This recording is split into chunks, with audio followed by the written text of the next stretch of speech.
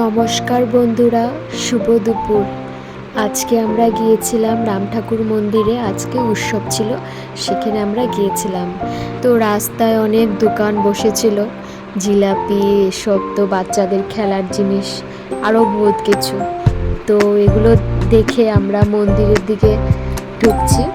তো মন্দিরে আমরা তো সকাল দিকে যাওয়া হয়নি, আমরা গিয়েছিলাম 4টার দিকে গিয়ে, কারণ আমাদের ভোগের বাটাটা নিতে হবে।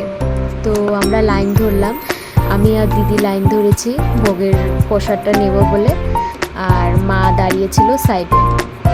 তো আমার অলরেডি ভোগটা নেওয়া হয়ে গেছে, আর অনেক ভিড় ছিল, লাইন অনেক বড় বড় লাইন ছিল ভোগটা নেওয়ার জন্য।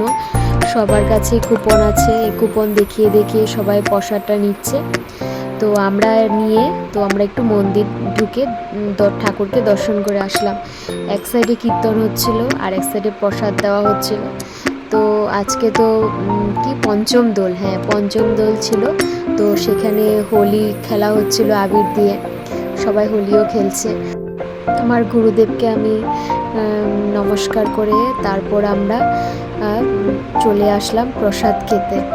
প্রসাদ আর খিচুড়ি প্রসাদ এমনি সবাইকে দেওয়া হচ্ছে। খিচুড়ি প্রসাদ বসে খেয়ে সবার সাথে, এটা একটা আলাদাই মজা, এটাতে কোনো লজ্জা নেই, এটা বসে খেলে আলাদা একটা মজা লাগে। তো আমি দিদি বসে পড়লাম এই খিচুড়ি প্রসাদটা খেতে।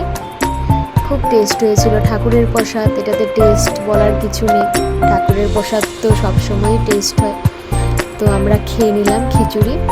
তো খিচুড়ি খেয়ে তারপর আমরা চলে আসলাম।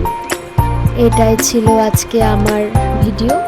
তোমাদের যদি বন্ধুরা ভালো লেগে থাকে আমার ভিডিও, তো বন্ধুরা লাইক, শেয়ার অ্যান্ড সাবস্ক্রাইব করে দেবেন।